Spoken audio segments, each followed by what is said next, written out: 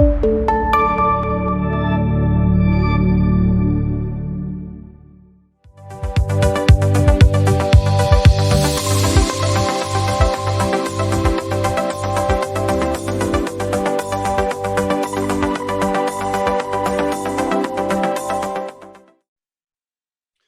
everybody. Welcome to this first session of the Beyond the Reservamos SaaS conference. Our guest today is Marcelo Abritta. Marcelo is co-founder and CEO at Buser, a collaborative bus charter company operating today in Brazil. I met Marcelo a few weeks back sharing a beer over a Zoom call. And I can say Marcelo is the type of entrepreneur I enjoy talking to.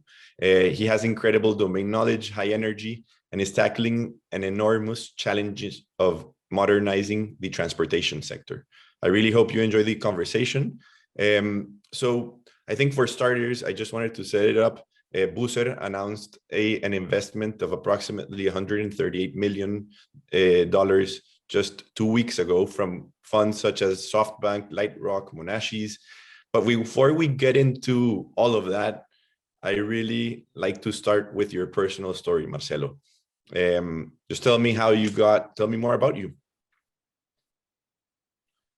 Hello, Sebastian. Hello to everyone who's out there listening. I am an engineer, aeronautical engineer by formation, never worked in engineering. Went from school to banking. I saved some cash over a 3 to 4 year bank tenure. And I wanted to be an entrepreneur and I started, but at first I pursued cash cow lifestyle types of businesses. I had moderate success in one of them, which I sold, and I had a big failure in another one, which yielded me a big loss, which left me with a negative bank statement for the first time. Sometime along that period, the concept for Buser happened, and I jumped on board, and because our value proposition is so simple for both travelers and businesses,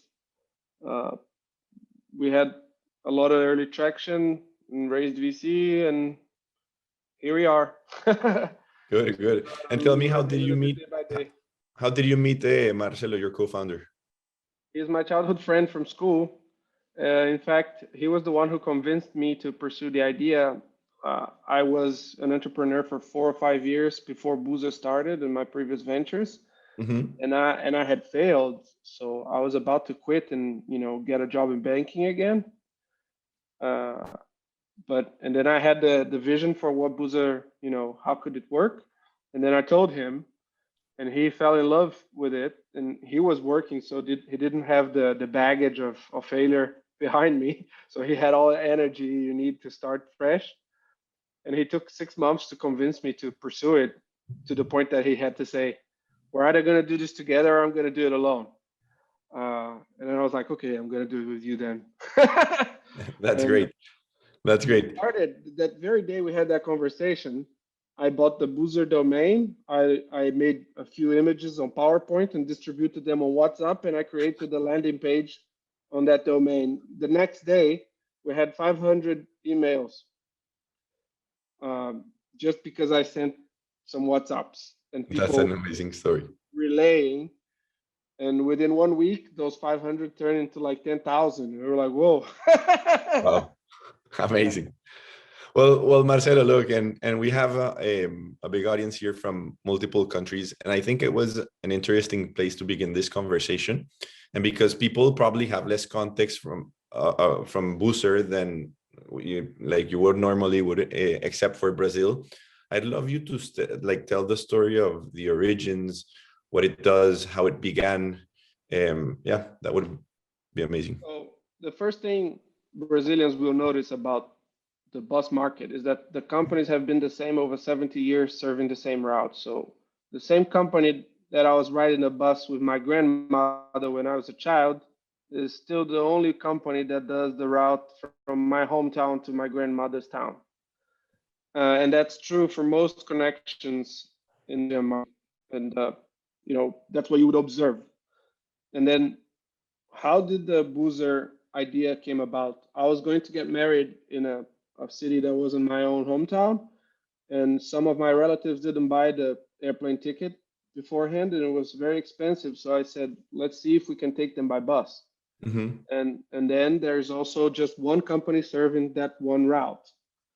And then the price to get the bus was some price. I don't recall exactly, but it was like 30 to 40 people.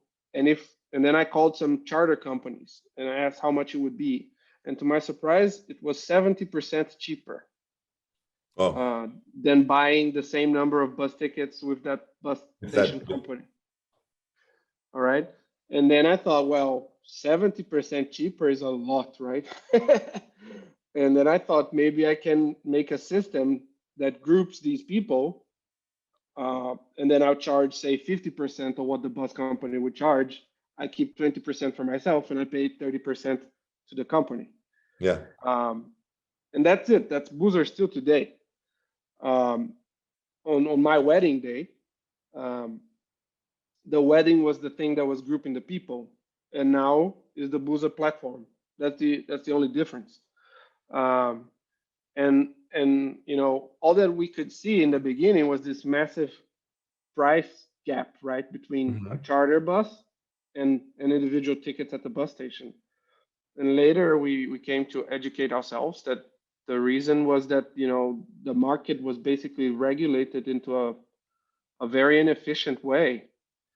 Um, and the way we were doing things were just newer with better technology enabled, you know, massive price savings. Our prices are on average 50%, you know, cheaper than you would find at the bus station.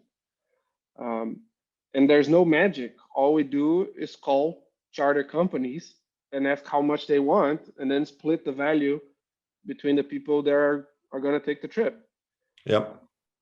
So it's just that I think, you know, the regulation created lazy companies to some extent, and they were So just increasing their prices over the years.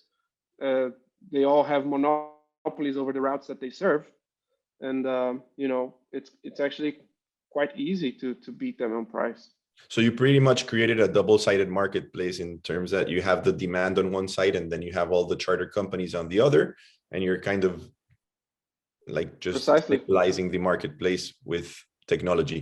And Marcelo, and look, something that I believe is that in order to have like to innovate in an industry and like a traditional industry such as transportation, you need a really good ratio of insiders and outsiders, kind of with first principles thinking to approach kind of the problem that you're trying to solve. And it seems that you were really frustrated with the experience of that happened on your wedding day. So did you, for example, like initially, did you hire people in No, we still executive don't team have that learned? anybody. We still don't have. We're 200 people now. Not a single person had any previous experience in transportation or coach industry or bus. Zero. In fact, we hired one guy for maintenance Mhm. because we wanted to inspect the fleet of our our partners, but we didn't think he was so good. So we just hired somebody with zero experience and just gave him the Trained mission: them. go there and learn how to inspect buses. Um, I agree with you that it would be ideal to have a mix, but maybe we just were not fortunate. And to be honest, the market is not particularly heavy on talent in Brazil because it's so low competition, right? These companies, they have monopolies, and then they're there. It's a very simple business, you know. You just have to run the buses from here to there. There's nobody threatening you. There's nobody trying to take your customers away. And then we've interviewed lots of people, but we haven't found, you know, the people that, you know, would fit our drive and our desire to do big things real fast within the ranks of these companies. I'm sure there are some, but it's just that Sure. it was easier for us to just hire, you know, fresh engineers coming out of college with big drive and big ambitions and say, hey, we're overhauling bus transportation. Got Um, it. Marcelo, and I think one of the big questions that I had is, I know you're born and raised in Brazil, but tell me a little bit about the industry, and you just made a reference like monopolistic type of operators in certain yeah. routes. what were the pain points that you saw in the industry, and describe it, please? In the beginning, the only thing that I could see was high prices. And I kind of felt that the prices were high even before I did the comparison at my wedding day. And this is actually a true story, my wedding. Some people ask me if I'm just making it up to have a good starting point, but it's exactly how it happened. And but the truth is, if you buy an airplane ticket in advance in Brazil, you're probably going to pay the same price for the airplane ticket than you would pay for the bus ticket. The bus ticket doesn't fluctuate, but the airplane varies a lot, right? And if you buy the airplane, say 2-3 months in advance, it's cheaper than what the standard bus companies would charge you. And that doesn't seem right? Because the airplane costs hundreds of millions of dollars and depends on infrastructure that costs billions to be built at airports both sides, while the bus costs $100,000 to $200,000 and can load and unload anywhere. Yep. That's all we could see in the beginning. And that was not the problem. The problem was, laid, which was 70% of the routes in Brazil are only served by one company. And the market itself, it's not super concentrated. There are lots of companies, but each of them have monopolies on the routes that they serve.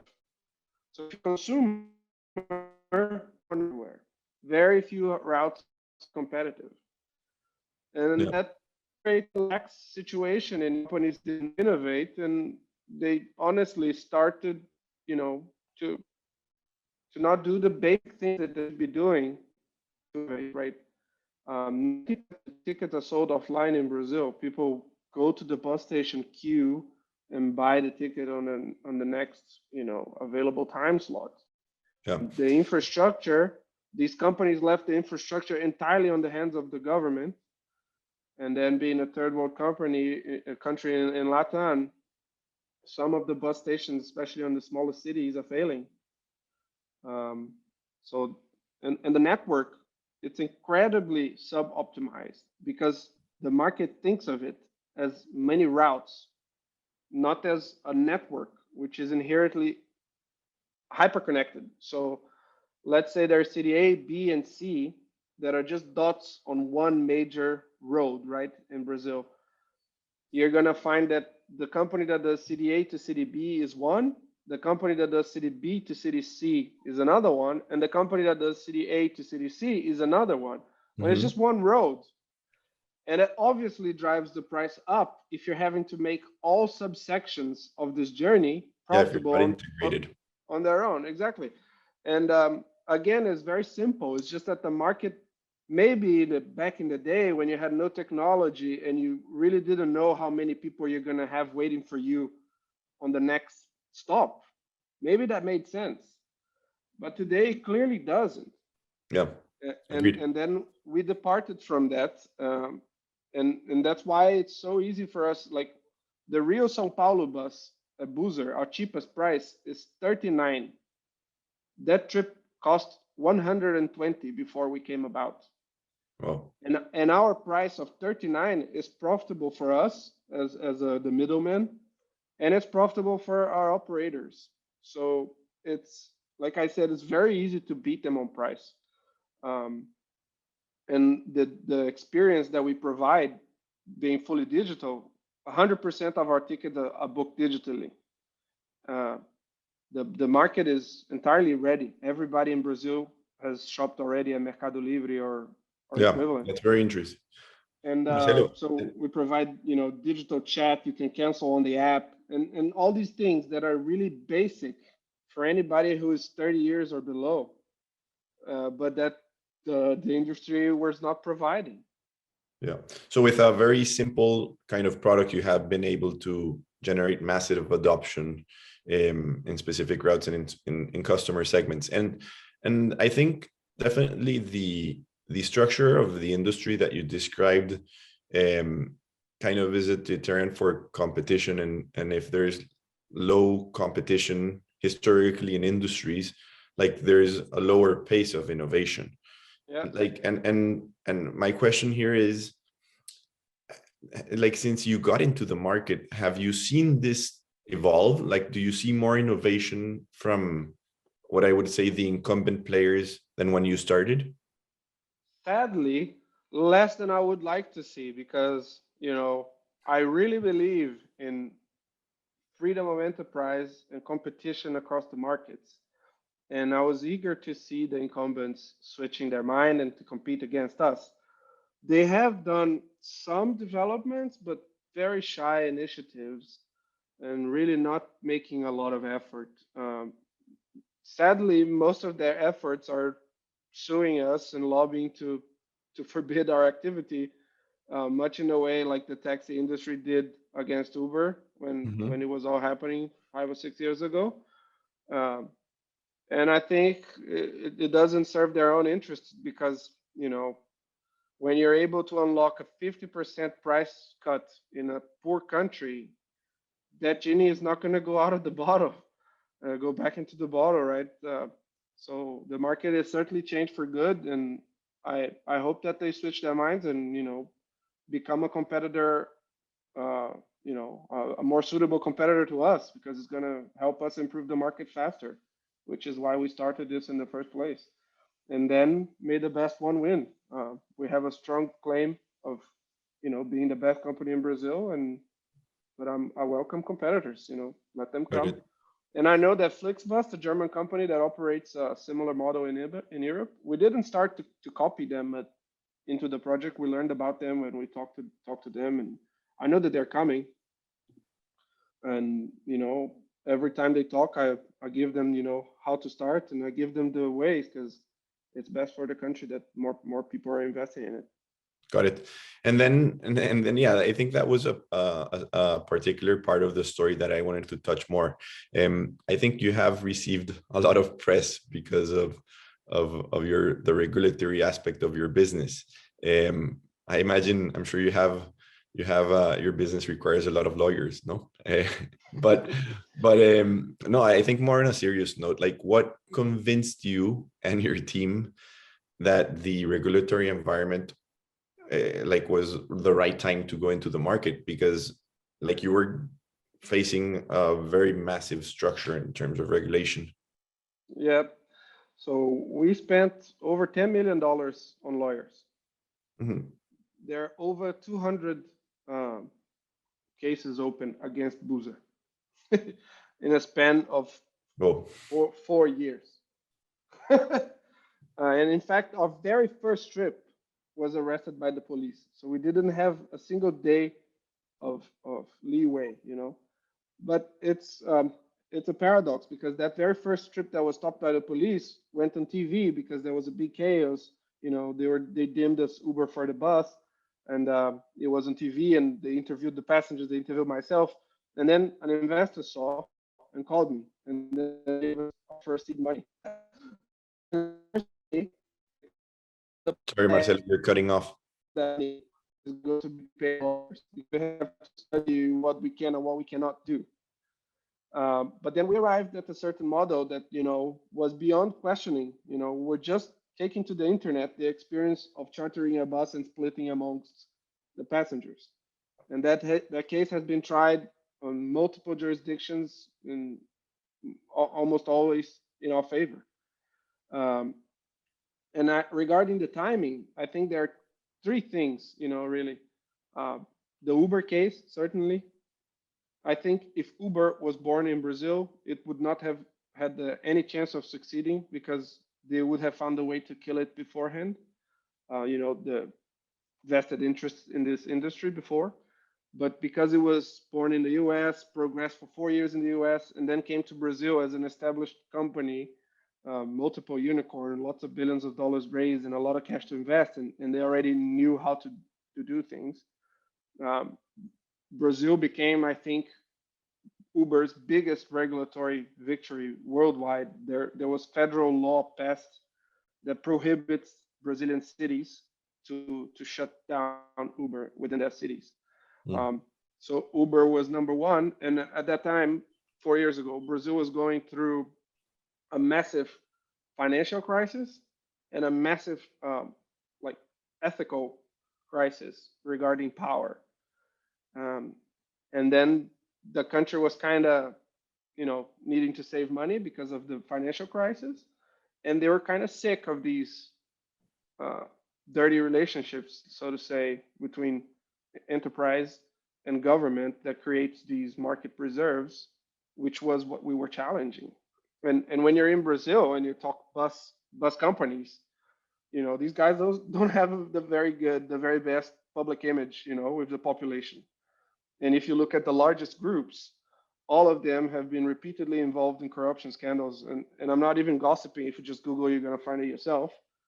And then when we come about and we say, hey, we're a serious company, I graduated in a top university, we have big investors, we're not here to create clandestine transportation. We're here to create a new, more technological, better system for everyone. And then you explain the legal side of it as well. We're just taking to the internet a process that always existed, then we got to win. But I think it was these three factors, Uber, a financial crisis, and a moral crisis. If you subtract any of them, we may not have had, the luck we did. Got it. And I think, Marcelo, like a very key point from the Buser business model is that it's disruptive from like a consumer perspective, but it's also very disruptive in terms of the business model structure. So I would like to go next into that section. And like you have made references to Uber and like you operate in an asset light model. So you do not own any buses, as you have mentioned. Like, why do you hate assets? And is it just because of the return on capital? Like, and talk me through your thoughts on the business model and the asset light portion of it. The biggest innovation is to increase competition in the market, right? And we are basically a market maker for the bus. We are here saying, I am able to gather demand, and I will provide that demand to whoever provides me with the cheapest operational price. Mm-hmm. And if you look at before, what was the setup? Was I operate this route, mm-hmm. and then I set my price. And I don't hate assets. We finance some buses to our partners. And in the end, the asset has to be paid. It doesn't matter if it's in our balance sheet or in the partner's balance sheet. It has to be paid. I cannot pay them a price that is not enough to cover their asset costs and the financing of their assets. Otherwise, they would just leave the network. Yeah. But we're able to gather demand and provide them with a lot of service, provided that they give us a competitive price. And it's really economics 101. If you have 100 companies bidding for service, you will end with a cheaper price than if you just have one or two.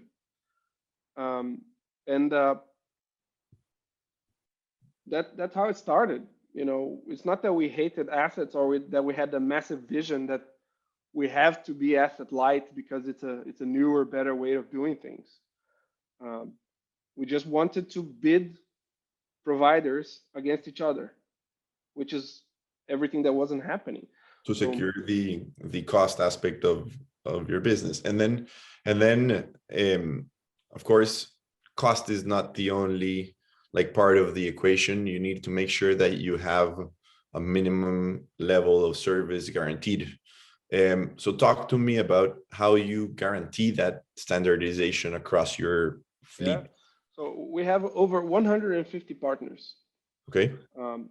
Each and every one was visited and inspected by us. We went to their garage, we checked the thing, we checked their workforce, if the drivers have the licenses, we check if their buses have been following scheduled maintenance with the suppliers. And in most cases, we veto part of their fleet because every operator has multiple buses, some are newer than others, and we veto part of it and we say we'll work with just these. And there is a manual, but the manual, it's very flawed because if you have a bus that is 5-year-old, but it has ridden less than a 1-year-old, it's probably newer in better condition. So yeah, that's why we do things very gradually with a team that inspects everything. And the very simple mechanism of asking the people how was the trip is also very powerful. If in I don't know in other countries in Latin, but in Brazil there's zero market research regarding quality of service for the coach industry. And with us, same as with Uber, we just copied Uber. We give you a choice to give 1 to 5 stars, and if you give anything below 4, we'll ask you what was wrong. And if it was something wrong that really could not be wrong, let's say my chair was dirty or my chair was not stable at the inclined position, we're going to fine the provider. Yeah. There's like a KPIs that they have to follow, that if they don't, we're going to take money out of their pockets, and that fixes everything. So other than being this market maker for the bus, we're also kind of the voice of the consumers not against, but we're representing the consumers with a tight hand for quality control. And it works, when we had 5, when we were scaling from 1 to 2 to 5 to 10, we had some problems, and then we created these solutions. And today they work very well. Like at peak days, we have sometimes 1,000 buses operating, and quality is very good, safety is very good, very high. No, that's great. And the thing is, if you look at the bus company, either there are 2 services. There is one service which is riding the bus on the road. That service is not scalable at all, 0 scale, because it's the same asset price, it's the same man hour, and it's the same fuel costs for everybody. But if you look at the other side of this business, which is to serving these people who are inside the bus, this is a highly scalable business.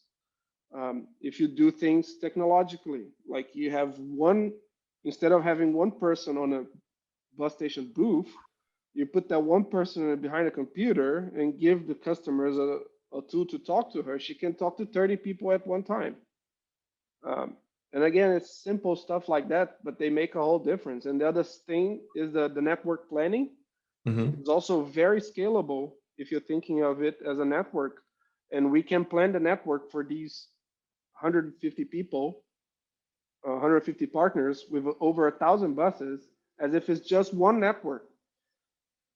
And if they were doing it themselves on their own, they could never reach the network interconnection that we can, because we have all of their buses and all their fleets and all of their bases.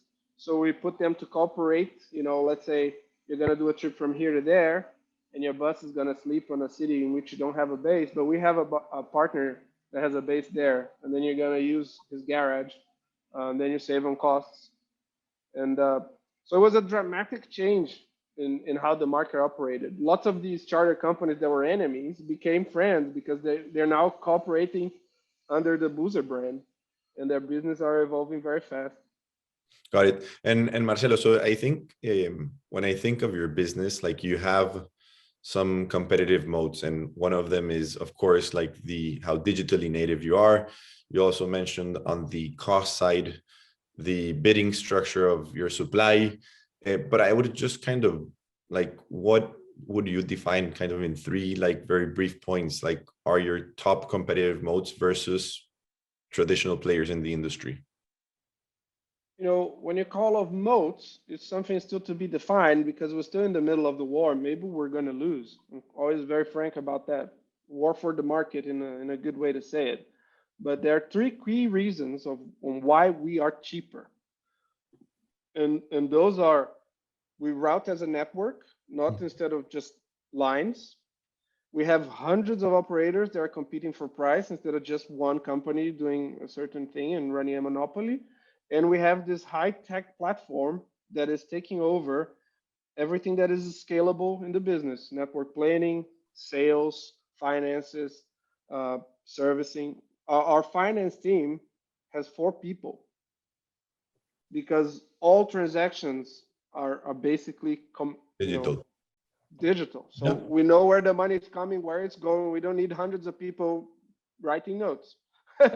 And I'm sure some companies of the incumbents probably have hundreds of employees within their finance teams, and we are 200 people all together.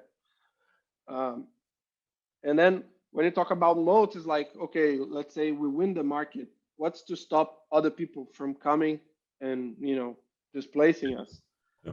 Um, to I think, to be honest, the only competitive moat in the long term is people, having the best people, because money is a very cheap commodity these days. Somebody is going to raise money and compete with you, uh, and and if you have money and the best people, slowly but surely you will take whoever's ahead of you.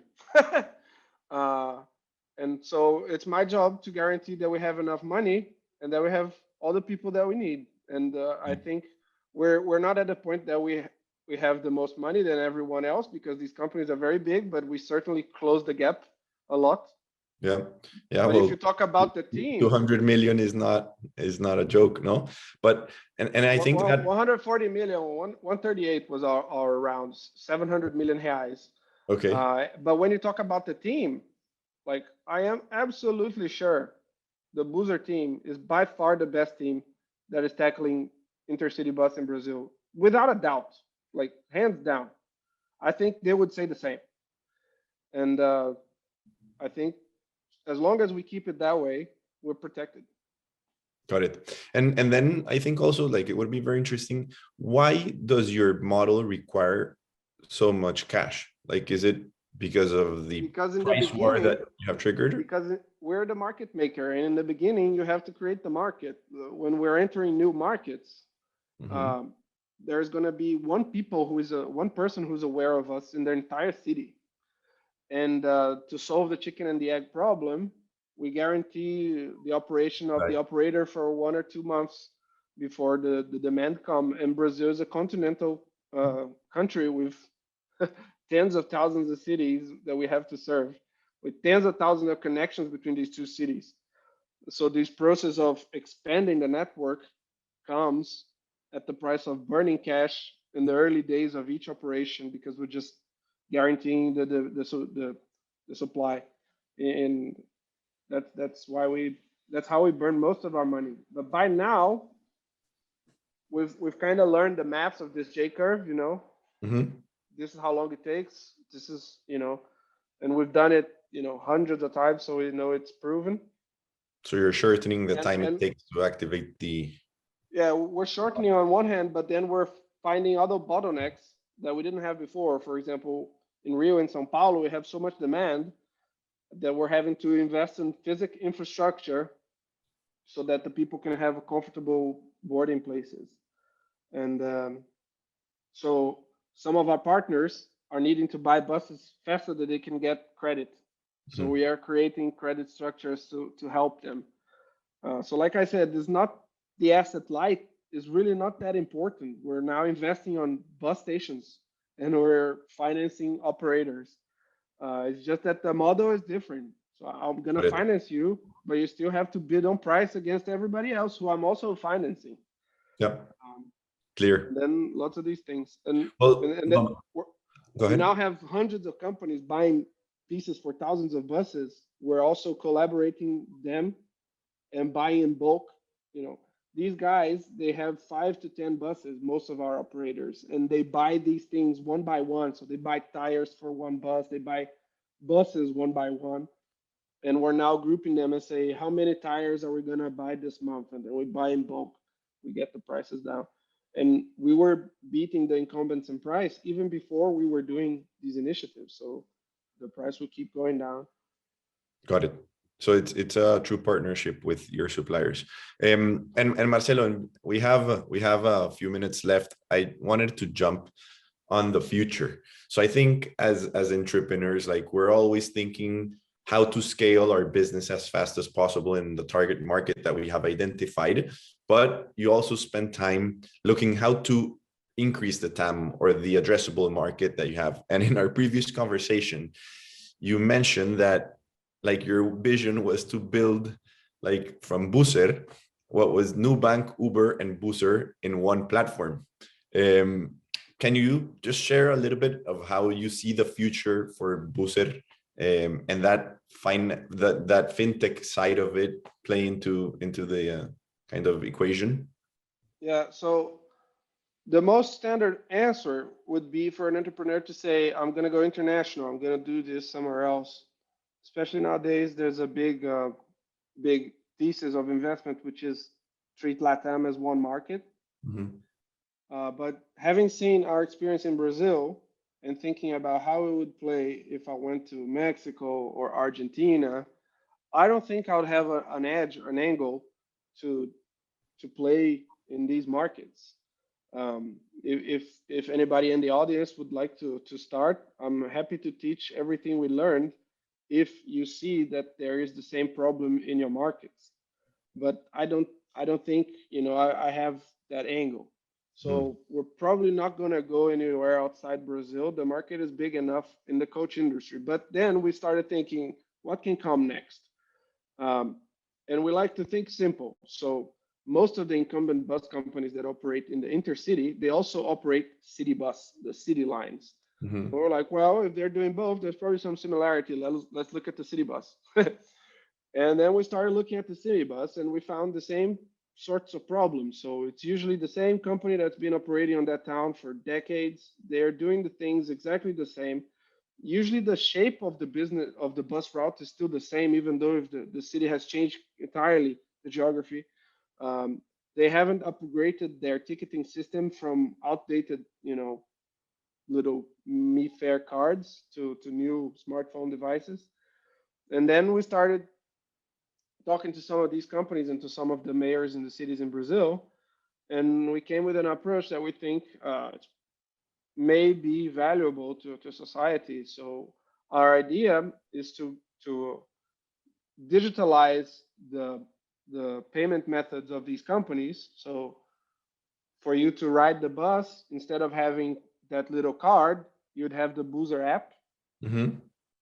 and this Buser app will be a gate to basically the entire city because everybody has to either ride the bus and all the businesses in Brazil have to pay for the bus tickets of their employees.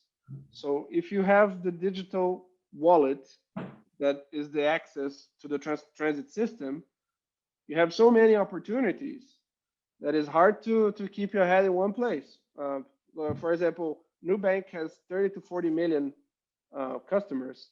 The Mhm. city transit system for the São Paulo city alone has 20 million regular users.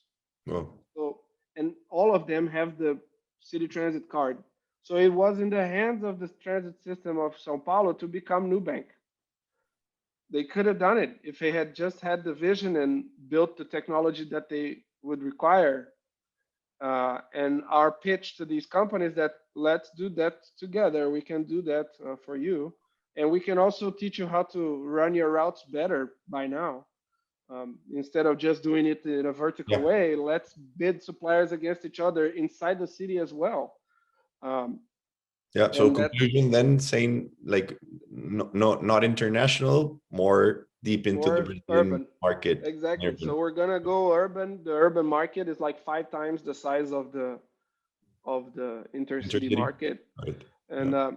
if our solution, if I mean, don't get me wrong, if we win an intercity, we're already big enough, much larger than anything that I thought I would ever participate in my life. But if we click in the intercity and in the urban, and we become the bus platform for Brazil, which is something we're certainly going to strive for, because I can kind of see, you know, what the path would be to get there. Uh, then we're certainly going to be like a world-class company and providing a lot of value for our customers and for our partners, and Amazing. that's what matters. And then Marcelo, I wanted to take one question from the audience. How do you manage risk on low occupancy? Do you split 50-50 with your partners? Do they absorb the risk of transporting only one or two passengers, or how does it work? We take the risk. So we tried in the beginning to split the risk, but the reality is that these companies are very small, familiar enterprise. They don't have any cash flow, so they have to be So you're absorbing at the risk. at least break even, Got it. from day one. So we're saying just give me a best price that you can practice forever, Got it. and then Okay. I'll take the risk. And we're very comfortable taking the risk because we know where we have to go, because we have a technological platform. And you can where adjust people are your just telling, network. you know, it's fishing with dynamite. You know, I have this platform, and the people are, hey, give me a bus from here to there. And when we're going to launch a new market, we start marketing 2 or 3 months in advance and create that demand. And then we review the expansion plan to fit wherever the marketing went best. And then we keep on running this wheel again and again and again, expanding the borders of where we go. Yeah. Well, Marcelo, I think we're getting to the end. I'll certainly remember this conversation for kind of 2 words: transformation and grit. And really, it's kind of the ability to think that there's no barriers, and the courage and dignity that you and your team at Buser have had. I just, before we close it off, I really have just one question. Please be very brief in the interest of time. What excites you most of the future? I don't know. I'm just having a lot of fun. I've passed 2 offers to sell Buser already. And by now, I don't see myself selling it ever, because there's so much that can be done and lots of things to achieve. So let's just keep going. That's great. Well, thank you very much. A pleasure to have you. All right, Sebastian. Thank you for all of you. Bye.